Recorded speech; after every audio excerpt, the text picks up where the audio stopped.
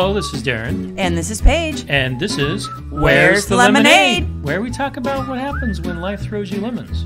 Make some lemonade? Maybe. Some weeks it's lemon squares. Yeah, some weeks it's just lemons. Yeah.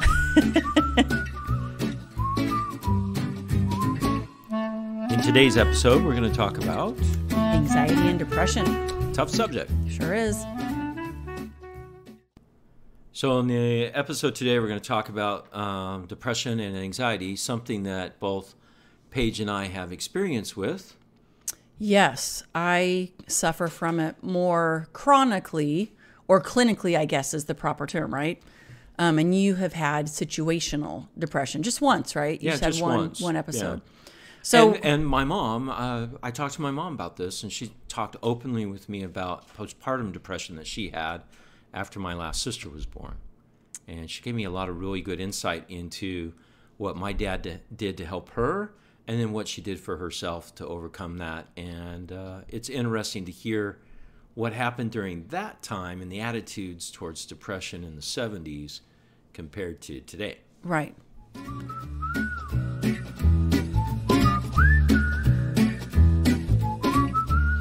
So let's first talk about the stigma of depression and anxiety and how it's changed over the years. In the 1970s, when my mom had postpartum depression, it was pretty shameful for a lot of people. No one even knew what to do about it. Yeah, I can't imagine how hard that must be, because today, it's something that we talk about freely. We're told not to be embarrassed or ashamed by it, so that must have been really hard back then. Talking to my mom, she gave me some insight in what it was really like back then. And she didn't even know what to do. No one knew what to do for her. And she said one day after church, my mom and dad and us, all 6 kids, came home, and then she hopped in the car and left. And for several hours, she drove out to this old ghost town where we grew up in Merced, California, called Hornitos. And she parked under an oak tree, and she had scriptures in hand, and she spent several hours asking for help by praying and finding out, what do I need to do? And every time she opened her scriptures, she saw something new that she needed to do. And that was the help that she got, because back then they really didn't know what to do with that. But she gave us some really interesting insights, which we'll talk about, and some things we've learned ourselves throughout on how to help yourself. Right. Now, my mom was suffering from what is called situational depression. Right, and you suffered from that as well. I did for a period of time in my life, almost 10 years ago. It was right at the beginning of the Great Recession in 2008 and 2009.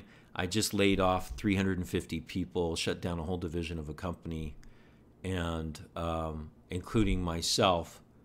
And that was really tough. And that was the start. And then about the same time, or very close to the same time, is when my first marriage started to fall apart, and my wife at the time asked me for a divorce. So all those things, moving out of a place that we loved, was also contributing to that. So there was a lot of factors involved in that. That situational depression is something that was tough for me to get through, but I was able to get through it. So, right, because situational depression means it's a specific situation that has put you Or in set this of place. situations. Right, or set of situations that has put you in this dark place. And you can, over a short period of time, usually you can get out of it. That's kind of situational. Right, with help. You still need Right. help. Oh, Some yeah. people say, no, I'll just buck up and do it. But Right. what I found, I tried to do that and I couldn't do it. Right. I wasn't able to do it myself, so I asked for help, talked to counselors. I even got on some medicine for a period of time as well, Yeah. which helped dramatically. But the biggest help for me were my parents during that time. That's great. Right. My mom and dad both, especially my mom, since she saw exactly what was going on, she'd recognized it. She told me some things I needed to do, and I always obeyed my mom, or tried to. Good boy. Good boy. Now, you have a different kind of depression. Yours is clinical depression. Yes. Now, I actually think mine started as situational because I didn't have really any depression until after the birth of my third child. I never even had PMS. I always thought that was kind of just a woman's excuse to be mean for a few days because I never had PMS. And then after I had Jake, I started suffering with, I would have a situation that would really cause me to be depressed and hard to get out of. And it just kind of, so I think it started as situational, and then it turned into clinical. Well, I think it turned into clinical because you weren't getting the help that you really needed. No, I didn't. No. And that's what it talks about. We did some research in this, and we have some links on our blog that talk about the different things. We put on a couple links there if you wanted to know more about this. So the clinical depression is something that they don't know exactly what causes it, but they know it has something to do with neurotransmitters in your brain. So situational depression can lead to it if it's not treated. Right. And yeah, I got on medication in one of my first bouts of really bad depression, and I was kind of disappointed because people were saying, "Oh, is the medication helping?" And I go, "Well, my life hasn't gotten better. It hasn't changed the situation, but it did help me deal with the situation better."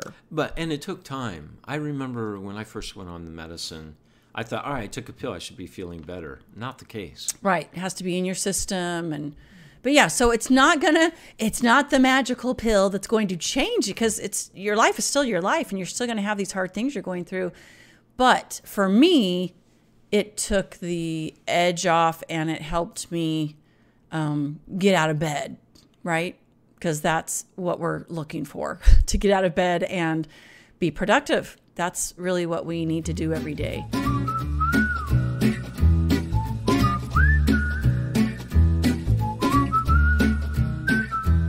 All right, so now let's talk about what you can do as a spouse of someone that's going through anxiety or depression.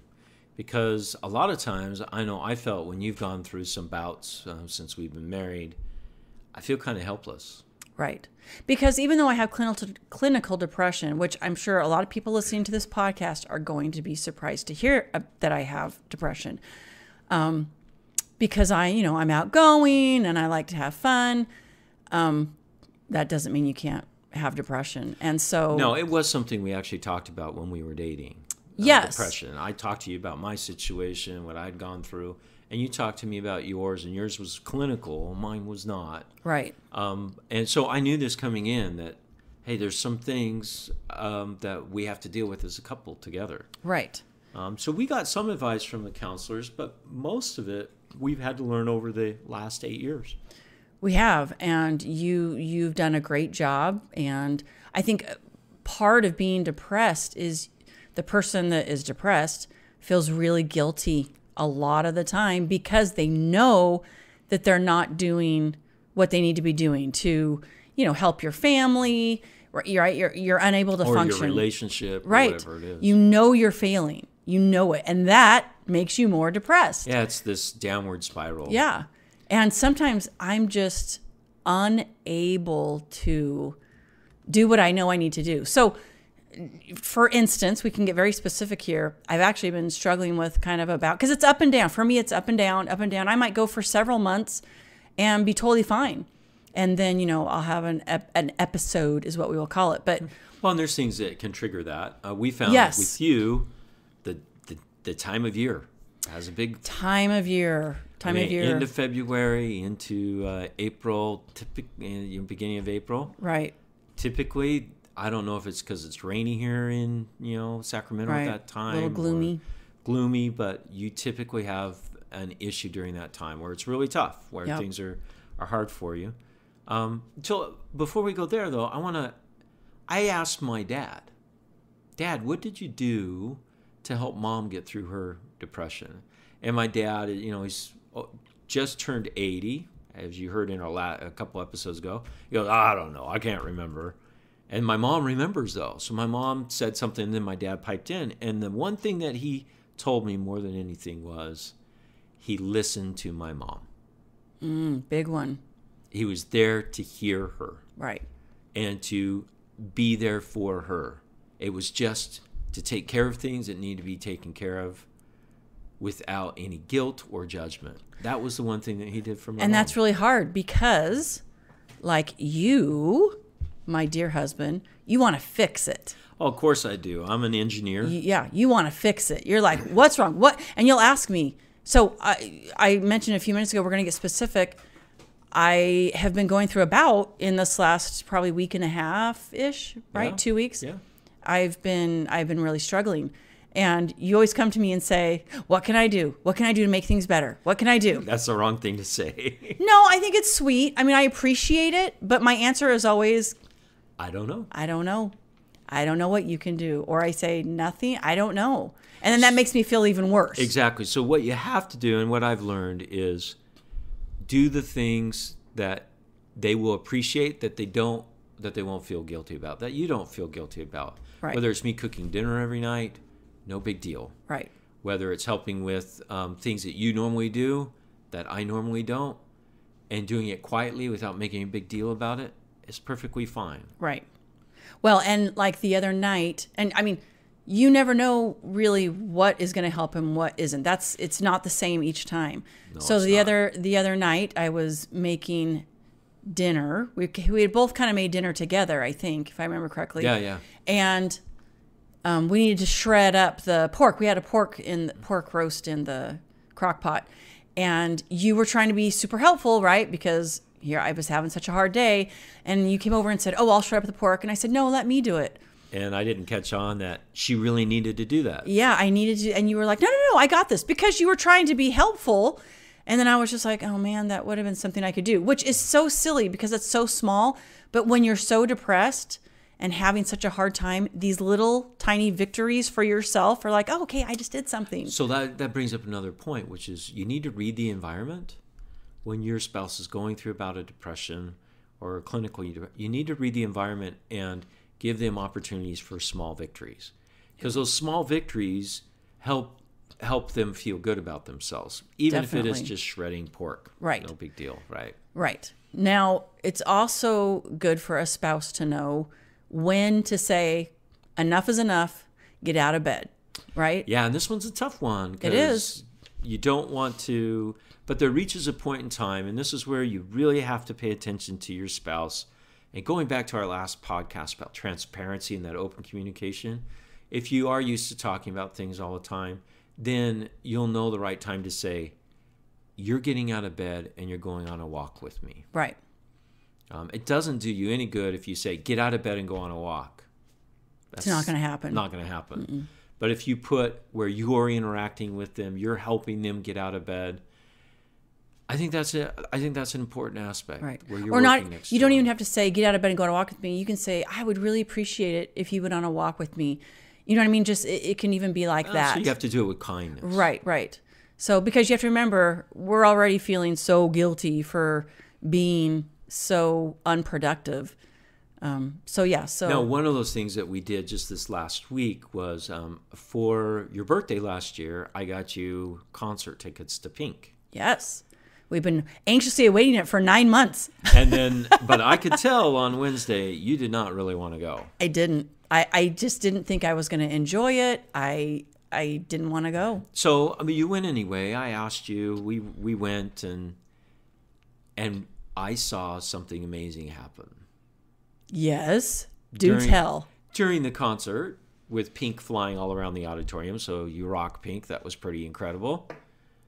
I saw Paige's face and her demeanor and her countenance change. That depression that she's been fighting with the last couple of weeks or so, or this down mood that she's been having as part of her depression, disappeared. Yeah, and you know what? Music can help so much. It really can. It just has to be really loud music. Really, really loud, sing at the top of your lung kind of music. That helps me. It does. I know it does. Music's so important part of our lives. Yep, it is. That I think it's really good that we had that thing. I noticed after the concert you had a little pip in your step. It was we got in the car and I played more music. Oh yeah, it was great. So thank you, Pink. Yes, you're the cure for anyone out there. Pink.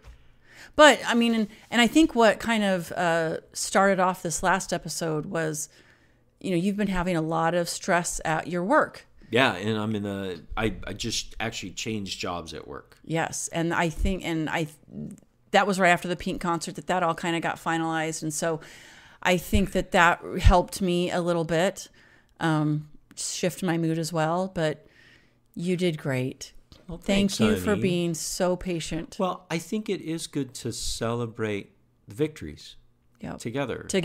Right? Whether it's you got a promotion at work, or you changed jobs, or maybe you just got a major kudos from your boss at work. It's great to share those with your spouse, because you're a team. Yep. It definitely. made you feel successful too. It did.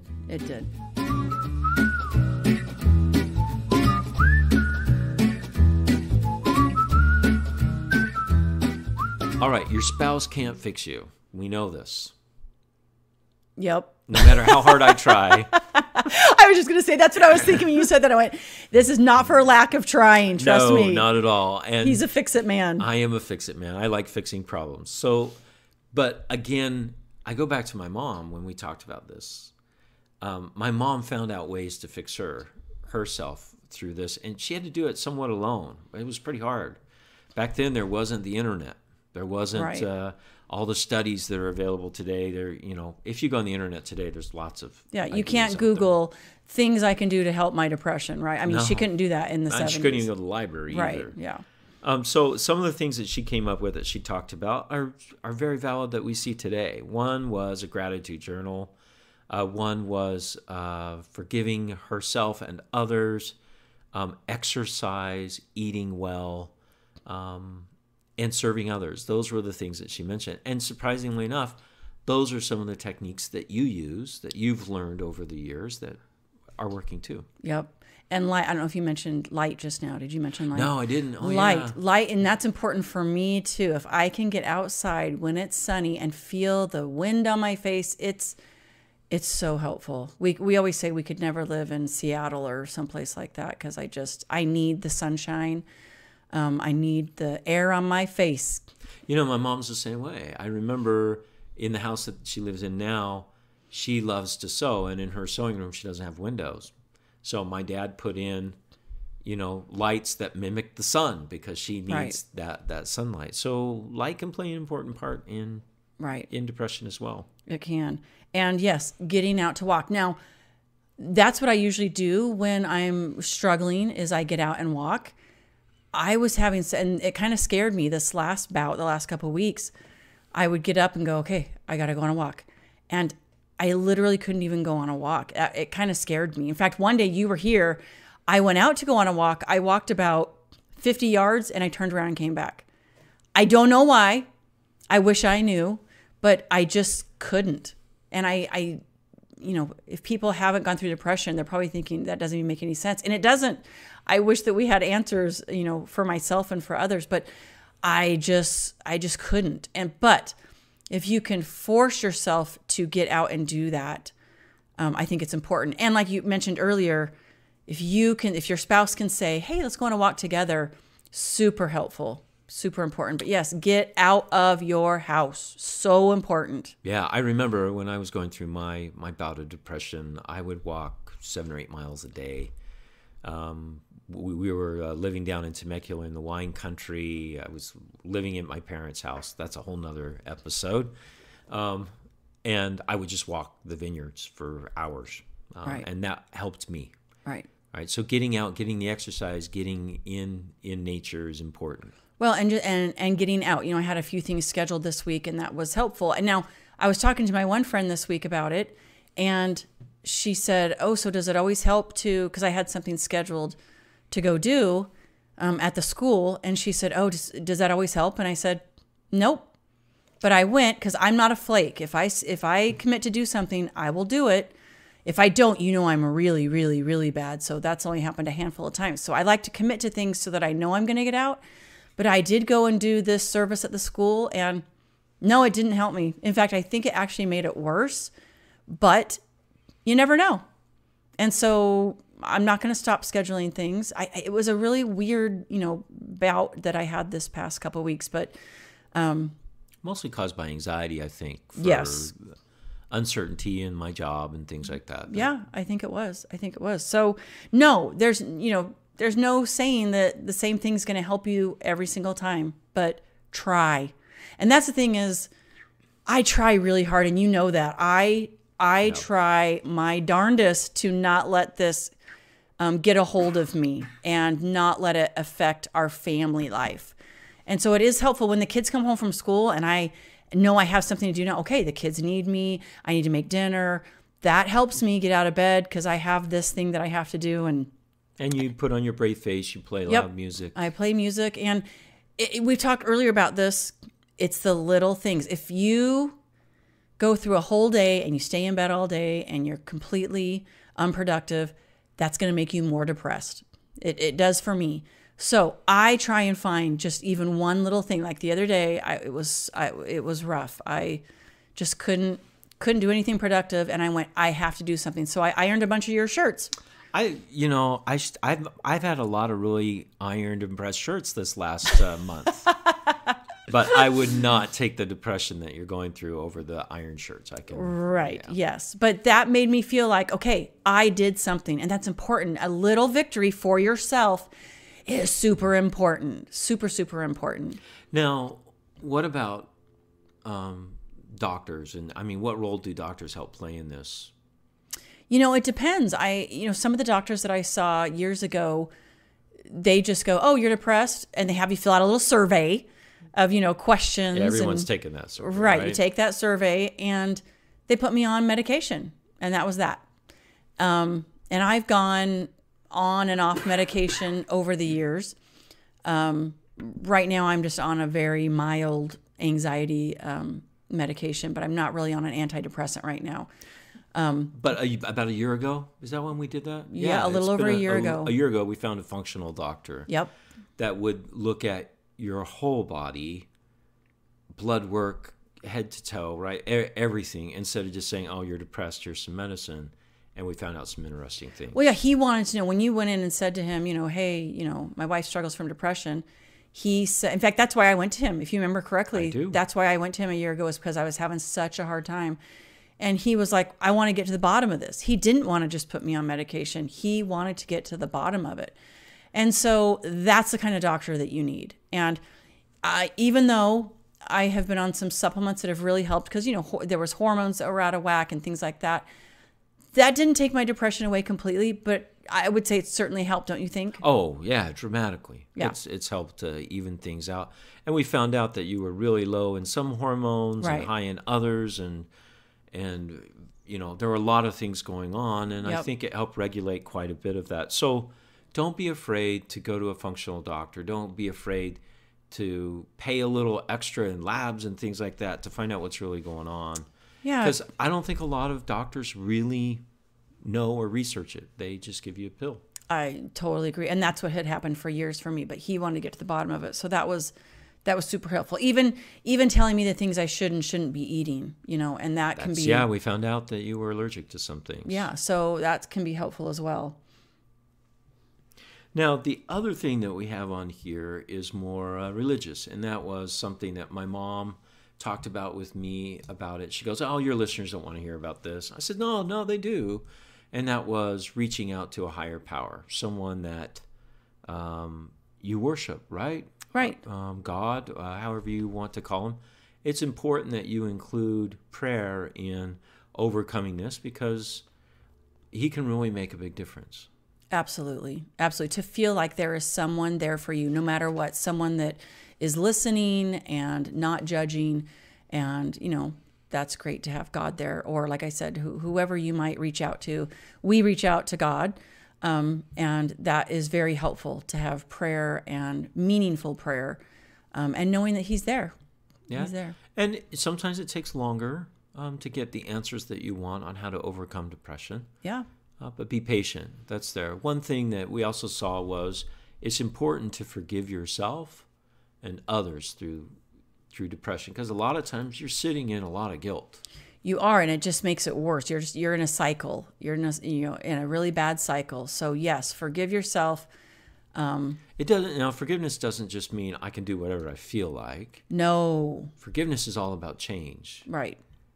So being able to shed off all of those feelings that you've been having is extremely important. Now, some of you therapists out there going, these guys are crazy. You should wallow in your feelings and understand them. Maybe for a short period of time, but when you're wallowing for years and years, it's just going to keep you depressed. It is. Yeah, you gotta buck up and move on, and hopefully there's people around you that can help you do that.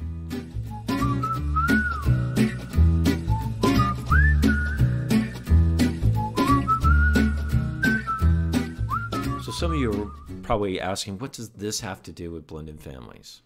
Oh my goodness, so much. Because when you're blending families, there is so much anxiety, and you don't know if you're doing the right thing or right. not. Yes, and it is, the first few years especially you are just riddled with doubts, and so it can really make you have some major anxiety and, depression. And so it's best to recognize those things. And if those things are difficult, then set them aside. You don't have to do everything as a step parent. Right. You've got to set up your boundaries and get help if you need help. I think that's really important. Well, and I know at one point when we were going through really difficult times with the blended families, we set aside a certain time of day that we would read emails from our exes, or do you know what I mean? We had to set boundaries. And decrease the amount of time that it was consuming our lives. Yes, because it can be really stressful, and dealing with the kids and your new kids and stepkids and exes. And so we were like, okay, we're not going to deal with this all day long. We're going to set this aside, and we'll deal with this, at this time each night. And I think that helped. So you got to come up with some coping strategies to get through this really difficult time. Great. I would also add to that, if you are having a rough time with it, draw closer to your spouse, not further away. This is a big test for you. And so you have to be understanding as a spouse of someone that's going through that. And also, if you are going through the anxiety and depression, reach out to your spouse. They love you. They care about you. They only want the best for you. Yep. So don't forget that. And you can sometimes doubt that when you're going through this blended family thing. You have those doubts of, you're the second marriage, and you've got all these doubts swimming in your head. So yes, reach out. And I also want to say, if someone's going through a really hard time and they don't know who to reach out to me. I would love to chat with somebody, or email, but yeah, you can leave a comment on our blog, and I can reach out to you. On our Facebook page, you can private message us. But yeah, if you need some help and you don't know who's going to understand, I would be thrilled for you to reach out to me. Great.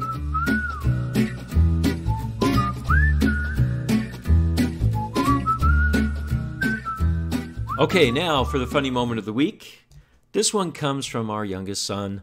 We're headed out on a trip, and it's going to be a fun family trip. It includes an airplane flight from San Francisco to Boston. And we were talking to the three amigos. What's the one thing you're looking most forward to on the trip? And our youngest son, David, comes up and says, I can't wait to sit next to a stranger on the airplane. Yes, that is what he said. Now, the reason he said that is because when we looked to see where our seats were going to be on the airplane, because we booked basic economy, we didn't even get seats assigned. And so we said, we might not be together. You might be on a plane, sit next to a stranger and not by your family. Oh, he was so excited about that. Isn't that funny? Yeah, that's so funny. What a funny kid. Yeah. But yeah, that's what he said he was most excited about. So whoever's in 24F from San Francisco to Boston, I hope you had a good time talking to my son. That's right. He's excited to sit by you. He's excited to sit by you. If you like today's episode, give us 5 stars on iTunes, Spotify, Google. And head to Facebook and like us. And check out our blog at where'sthelemonade.org, where you can leave questions and comments. But most of all, go out and make some lemonade. You betcha, baby.